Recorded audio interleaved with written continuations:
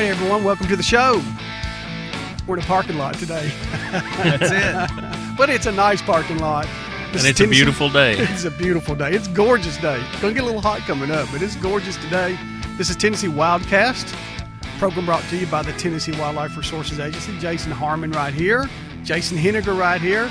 I shouldn't mess up the names too bad today. Don't get us confused now. Don't get you confused, all right? And Todd, of course, is working over here with the boards like he does, making this look as good as he can. It might be a little splotchy for you today. We're getting a studio worked on, Jason. Yep, it's in the process, and hopefully we'll be up there soon. Finally, but we're still going to go outside from time to time. Oh, yeah. Anyway, tell your friends about our show. I wish you would, please. This is all about the agency. We get good sportsmen on, too. This guy right here can catch a fish with anybody, and we might get that today, but we got so many things to cover with Jason in a few minutes. He's our Assistant Chief of Fisheries, and Jason's done some incredible work through his young career so far, and we're going to talk about a lot of that today with Jason here in a few minutes, Jason. So hang in there with us. I'll do it. Want to remind everyone, what's this weekend? Free Fishing Day. Saturday. Saturday is Free Fishing Day. This Saturday, June 11th, is Free Fishing Day, and you can look on the agency's website, which is TWRA.org. and you'll find, if you look under the Outdoors Calendar, that's a great place for you to keep looking, is the Outdoors Calendar. You'll find close to 100 events across the state for kids. And these are for kids. A lot of them have stocked catfish, thanks to Jason, his crew, and a lot of folks that get these catfish brought in here. And great day for everybody. And the wonderful thing, Free Fishing Day is for everyone on public waters anywhere in this state.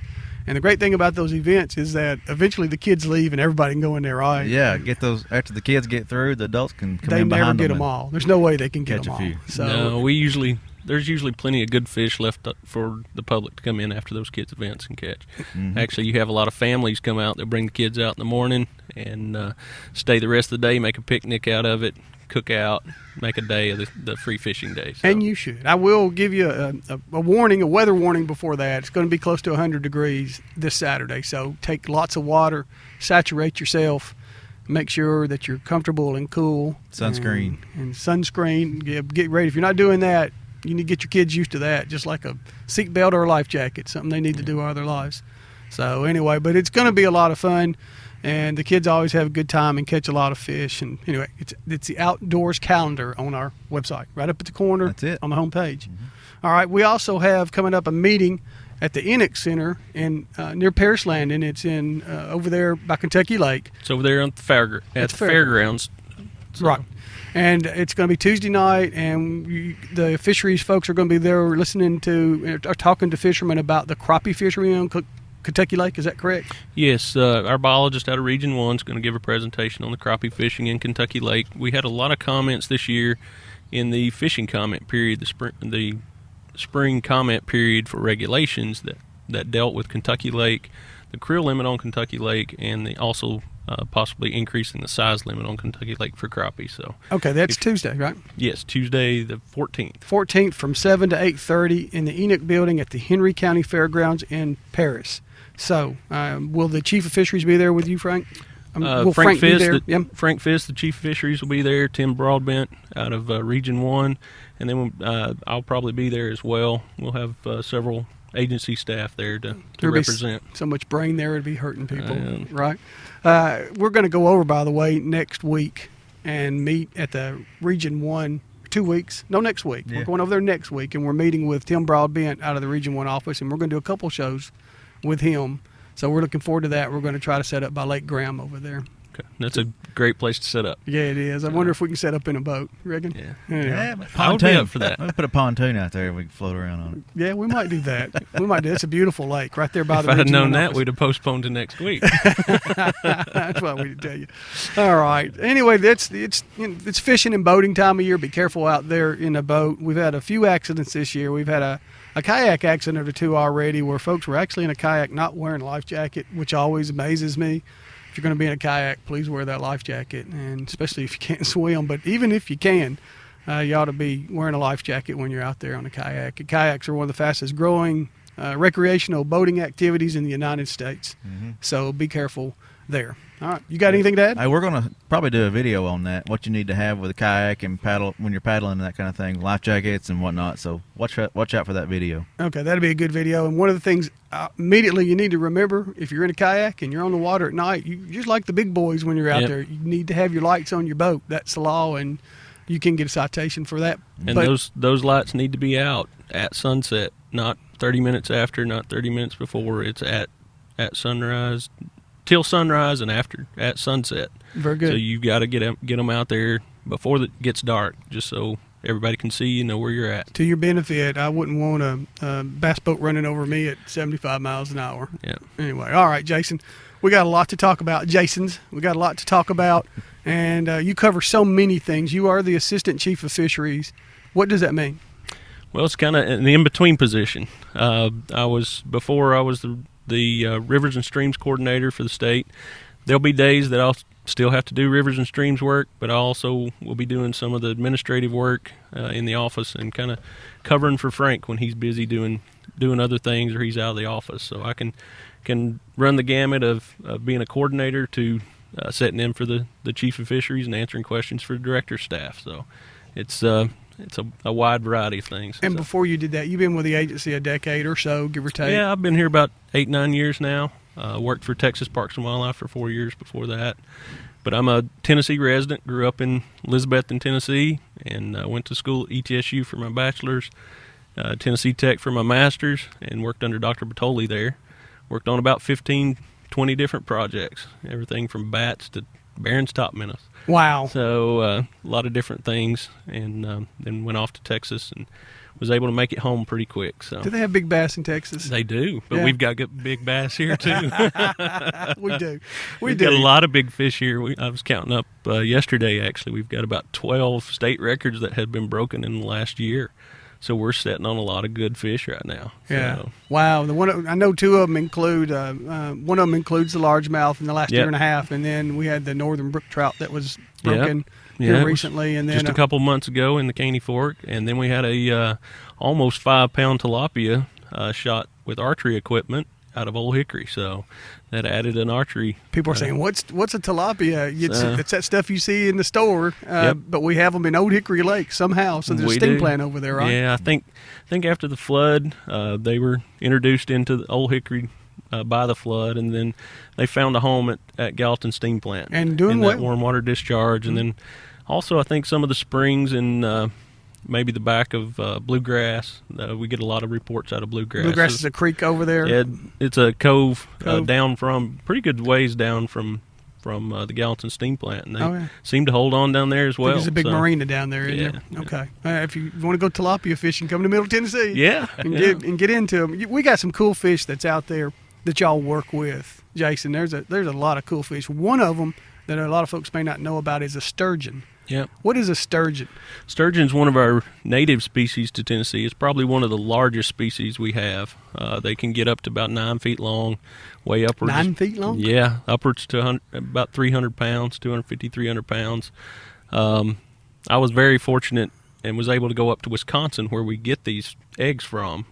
We go up every spring with U.S. Fish and Wildlife Service and collect eggs right there on the riverbank of the Wolf River. And I was able to handle some fish about as big as me. I was handling 150, 200-pound fish, about 200 of them in 3-4 days. Oh, wow. And I bet it's a great fishery over there. Huh?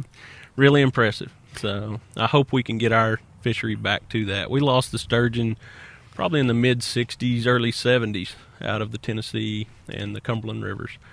And a lot of that was due to just the practices at that time. I mean, you had agricultural practices that put a lot of sediment into the rivers. You had a lot of the factories and put a lot of chemicals into the water at the time, and they probably didn't know that they would have the impacts that they did. And then we had dams built in the 50s, and a lot of the water quality issues from the dams being built really put a death knell in the sturgeon at that point. And we lost them until about 2000. We started stocking sturgeon back into the Tennessee River, up in the French Broad and the Holston Arms. Over there in East Tennessee. Yep. Okay. And then we started stocking sturgeon in the Cumberland River about 2006. And we've through our sampling efforts every fall, we're seeing that we're finding fish from every year that we've stocked fish. So we're getting recruits out of every stocking that we put out there. There's a lot of good fish swimming around. So that's awesome. I was lucky enough to go in 2006. We were talking about before we started to a celebrated release over at Shelby Bottoms in Middle Tennessee. Shelby Park is a city park that's been around here a long time, and it was a lot of fun watching these fish about this size be released. So they've had 10 years to grow. And if somebody catches one of them, what size should they be? Somewhere. They'll range in size. As I said, we stock every year, and we stock those probably 6 to 8 inches, 10 inches if we can get them that size. We've stocked some larger ones in the Cumberland over time, so they're doing a little bit better. They grow a little bit faster in the Cumberland, it seems like. And we've had fish reported 2 years ago at Gallatin Steam Plant. There was a 52-inch sturgeon caught. We've had some commercial fishermen catch some out of Lake Barkley, farther down the system, and that one was around 5 to 6 feet long. So they are along the prehistoric lines with the paddlefish, are they not? Aren't they? They look like it too. They're cool looking fish, real bony looking to me. Yeah, they're a skin fish, but they've got these bony plates down the side and down the back. And if you grab a hold of one, those bony plates can hurt. They can pinch you real good, but that's their defense mechanism. That's their scales, is those bony plates down the side called scutes. We actually use that. We can remove those scutes when they're small, and they won't grow back. It just heals as part of the skin. So we use that to mark those fish. We alternate sides. We alternate which numbers we remove, and we can tell which year class that fish has been from when we go back to capture that fish in the wild later on. So, I remember going over to, we have a small hatchery over in Gallatin where we do a lot of mussel work and also sturgeon work. I remember going over there and watching you and Dr. Podoli. I think y'all were tagging the fish. Yeah, that was part of our commercial fishing coordinator's project, that he was actually following those fish. We put sonic tags, surgically implanted sonic tags into the fish and released them, and then we had stationary receivers throughout the river, and we watched those fish over 2 years to see where they were going to go. Those were released hatchery fish, and sometimes with hatchery fish, they don't know what to do when they get in the wild. They've been fed every day, multiple times during the day, and swam around in a tank. So when you put them out, you don't know if that fish is just going to take off downriver, take off upriver, stay around, leave, get caught. We really don't know. So we were looking at that, and we wanted to know if those fish could pass through the dams on the Cumberland River. And luckily, through that project, we found out that they can move up and down river through the locks. And it's a pretty neat deal. They're traveling fish. Even that they've got barriers out there now that they've never encountered, they figure out a way to move up and down the river. Are they a fish that an angler, you mentioned commercial fishing, and that's a net thing, but are they a fish that an angler can expect to catch? Oh, yeah. Yeah, I've received about 5 reports over the past 2 weeks of anglers catching them on the Tennessee, the Cumberland. I've had 2 reports below Center Hill Dam, that they've moved up below Center Hill Dam, and we're caught on the same things that you would catch blue catfish or channel catfish or even brown trout. Night crawlers are one of the very popular bait with sturgeon. We get a lot of sturgeon caught on night crawlers, cut bait, same things you use for catfish you're going to use for sturgeon. Okay, except you might up that line test in a few years, because when they get a little bit bigger, they're not going to probably stay on 12 or 15 pounds. Yeah. Their mouth, if you opened it, they have teeth, or no, soft plated? Or it's just a big soft funnel, and a lot of people think that they're strictly bottom feeders, but I think with that funnel, as a fish gets 2, 3, 4, 5 feet long, they become pretty opportunistic, I think, and they use that big suction mouth to eat shad.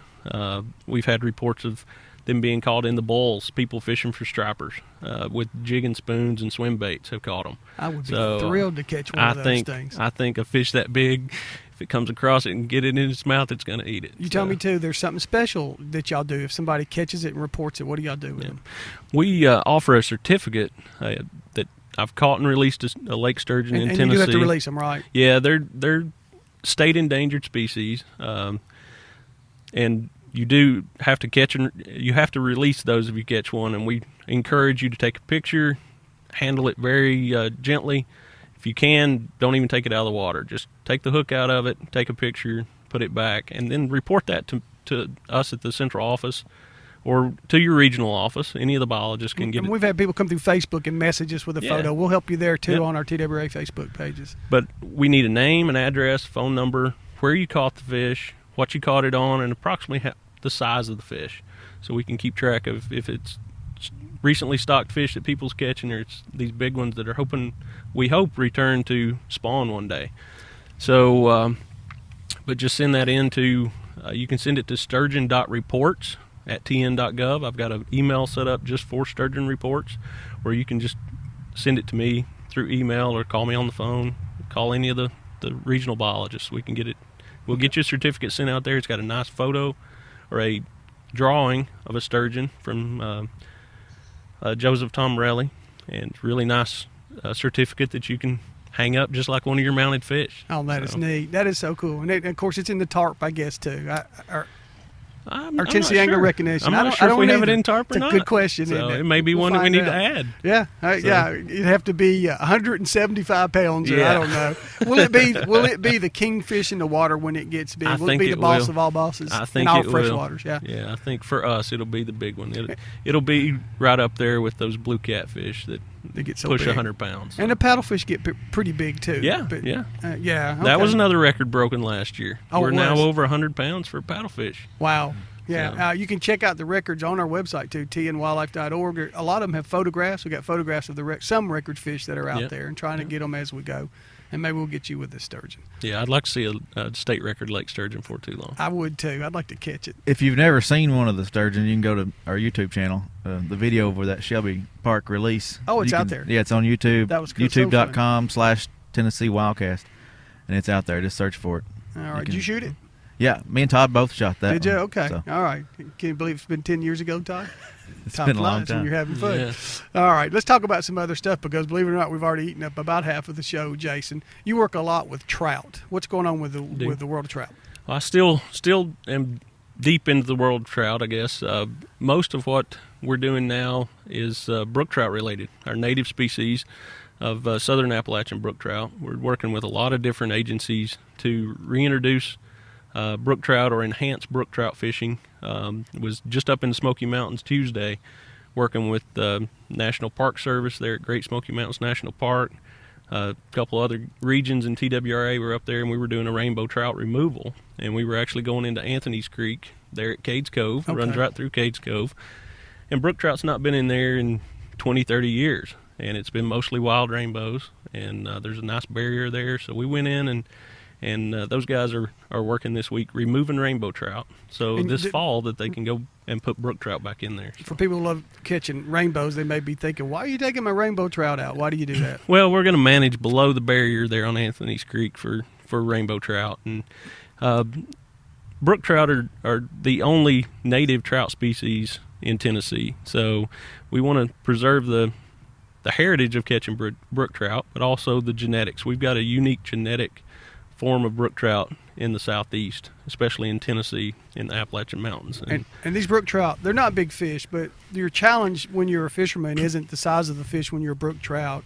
It's the reaching to where they are, getting up there with your small equipment and catching one. That's the challenge of a brook trout, right? Because you're talking about high elevation waters. You're talking about high elevation waters, small streams, clear streams. I mean, a lot of these are gin clear. If you walk up to a pool of brook trout, a lot of times if you just really go easy, kind of stalk up there, you can see them waiting in the pool, feeding, and it's just the areas these fish are in are magnificent in theirself, and then you catch this bright, colorful fish in there too. So and beautiful fish, and the brook trout and the rainbow are very competitive with them food wise, aren't they? Do I remember that? Yeah, they can be.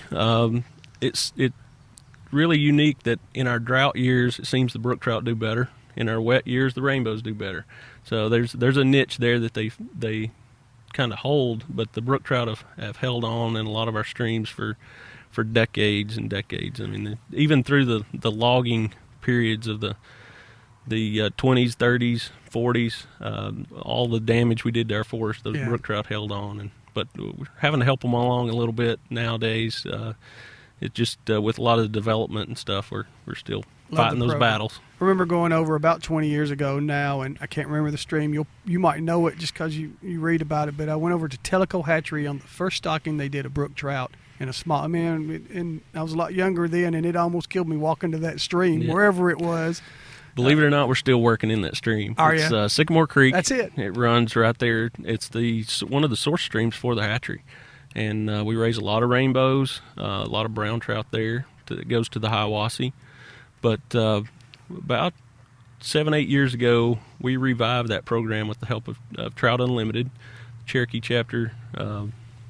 Actually, it was the chapter out of Chattanooga that did some fundraising and got some money together, and they revamped one of the old hatchery buildings that we had there, and we put a brook trout hatching battery in there, and we've been propagating brook trout to go back into Sycamore Creek, and just finished up a nice graduate project at Tennessee Tech, kind of looking at different ways of propagation of brook trout and if those fish would actually survive when we stocked them into the wild. And the results from that came back very positive, and we were finding fish that we'd stocked 2-3 years ago. Yeah, and we want people to go fish for these things. Yeah, right? yeah. Get out there and fish for them. That's what they're going in there for. I love it, and the challenge of catching those things too. You wanted to talk too about something called whirling disease. While we're on trout, let's discuss it. Yeah, we've not found whirling disease in Tennessee, but our neighbors in North Carolina found it last year. It showed up in the Watauga and the Elk River watersheds, and it's possible that the whirling disease could have come in from some private hatcheries. And trout production in North Carolina is number 2 in the United States for the number of trout produced at aquaculture facilities. And a lot of people like to stock trout in their own streams. Tennessee, it is illegal to stock any fish into public waters. Streams are considered public waters. Anything that runs through your property, runs off your property, is considered public waters, and it is illegal to stock trout into streams. We don't want whirling disease to move into our trout streams in Tennessee. We don't know the effects that it would have, but it could be very detrimental to some trophy trout fisheries that we have here in Tennessee. Don't destroy your own fishery. Yeah. Does this happen because sometimes they're getting from places that don't take care of the trout in their hatcheries or where they're raising them? Or Well, it's very hard to see. It's not something that you can just look at the fish and see. Mm-hmm. It does, in some fish, cause some cranial deformities. Yeah. It's a disease that affects the brain and affects the swimming ability of fish. Thus, its name, whirling disease. It causes a whirling behavior in trout. Is it chronic wasting disease of the waters? It could be. It's really specific to rainbow trout. Is it? Brook trout can be affected by it, so we really worry with brook trout, our native brook trout in some of these small streams, because they're not big populations anyway. So if something was to get in there, there's also a gill lice that they found in North Carolina that's specific to brook trout. So we really don't want any brook trout moved around in case this gill lice is on some of the fish that you were to stock. It could get into our populations and could decimate our populations. Is a brook trout a fish that, I know the fly fishermen love them. Can you catch them with rod and reel gear too? Oh, yeah. They love trout magnets. They Trout really magnets, do. boy. Yeah. We give a lot of attention to trout magnets, but Yeah. there's a reason for it. They're great baits. They're great for bluegill too. They There. catch everything. Even bass. Bass will knock them at the time of the year. Big bass, they hit them and they're about that big. I don't understand what the guy did with it, but that bait works. So trout magnets. He did a good thing when he He did a brought good those up. thing. He sold a bunch of them too, and we've helped sell a bunch of them here. But I But recommend yeah, them. they'll take spinners, they'll take trout magnets. Anything you can catch a rainbow or a brown trout on, you can catch a brook trout.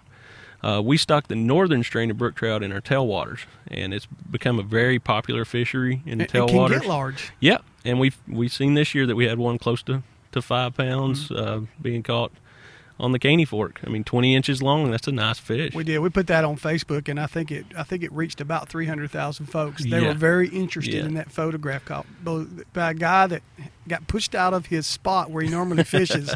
How about that for luck? Somebody was fishing in his spot, so he moved up or down the river, I don't know, and on first cast caught that thing on a minnow. Yeah. So anyway, cool. Go look at the photograph of that.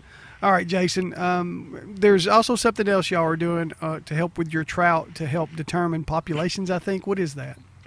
We're doing delving into a new technique. It's called HDSS stream surveys, and it relies on video, water quality monitoring equipment, sonar. All this equipment is mounted on a kayak or mounted on a backpack unit, and you can travel down the stream, and as you're traveling down the stream, this equipment is recording all kinds of data. And most of the time when we go out and sample a stream, we send 5-6 guys out to do a electrofishing survey, and we go out and collect fish data. And we may get a little bit of habitat data while we're out there. We may get a little water quality data, but we're in a 1,000-meter section. We're in a small section of the stream. You mount this equipment on a kayak, and as you paddle down the river, you're collecting data all the way down as you go. Now, it's not as good as our fish surveys to look at populations, but we can go back after we have the habitat data, the water quality data, and look at the best sites or the worst sites that we want to sample fish. Are you going to go back and do habitat work, maybe, in some of these spots? Yeah, that's another good thing, that we can take this and we can prioritize maybe the top 5 worst spots on the river, the top 5 best spots on the river, promote those best spots for fishing, and maybe go back in and do some restoration work on those spots that's been impacted by either any type of alteration to the river, flows, flooding. We can go back and try to fix those spots. A river can look different year to year, depending on. After 2010 in Middle Tennessee, there were a lot of rivers that didn't look like themselves anymore. And another benefit of that, if we'd had this survey before the 2010 flood, we could have seen the exact impacts, because we could have done another survey, compared the video, and had the impacts of that flood right there and measured it. Who's leading this study? It's kind of a partnership. It's TWRA, the Fisheries Management Division, Environmental Services Division in TWRA. We're working with TDEC. They're supplying some of our water quality equipment. Parham Environmental is a third-party environmental consultant that developed this technique along with some professor at UT and a graduate student at UT several years ago. And so it's a partnership to get this all this done. But I think it's going to be, this is the pilot study on the Caney Fork is going to be a real test of this technology, and I think we're going to gain a lot of information for the biologist and the fishermen. Okay, and the Caney Fork, again, it's in Middle Tennessee, kind of almost in our, we have Region 2 and 3, somewhere between Carthage and Cookeville is where the Caney Fork kind of is, right? Smithville. Yep. So when we get it done, we'd like to get some footage on here and show it to folks and let them see what's going on. Get you back on. There's so many subjects that you can talk about, Jason. You can go on. We can definitely do that, and you'll probably find some of that footage once it's finished on TU's website as well. Trout Unlimited. Trout Unlimited here, the Cumberland chapter here in Nashville, has partnered with us, and they're putting up a lot of the money to support this project, and so we're going to be sharing a lot of the information and actually developing some of the data just for them, and putting it out there for anglers to use as well. So, all right. Well, what's the next record fish in Tennessee? You want to guess? Tell us what's going to be broken next. Oh goodness, brook trout may be broken again. We've had some reports of some really big brook trout below Boontail water. East Tennessee. Yep, up in East Tennessee. It's part of that Holston system. That one's probably going to be one. Also, I mean, that tilapia. We just keep getting surprised with the size of tilapia people are catching on Old Hickory. They're pushing that 5-6 pound mark. What about muskie? I got to ask. We're creating. Muskie. Are creating a heck of a muskie fishery in Tennessee. Muskie has been fishing's been pretty good. It's not been as good during the winter. A lot of people use the Melton Hill fishery up there a lot, and they use it a lot when they run Bull Run steam plant.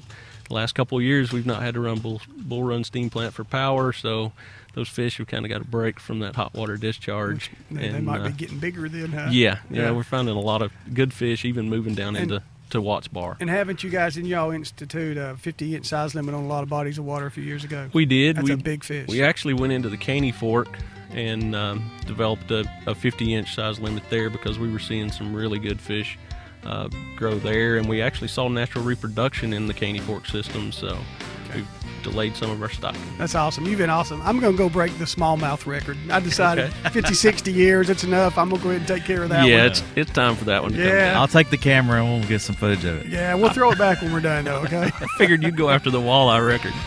I would like to, but so far mine's it'd have to be about 1 pound and 3 ounces. Yeah. But I'm going to keep working on it, Jason. I love the walleye program. We'll get into that sometime, too. Yeah. Walleye and sauger program, but walleye especially. All right.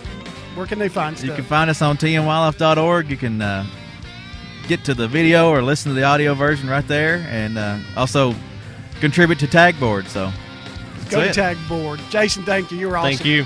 Thank you, Todd. Thank you, Jason. We'll see y'all next week.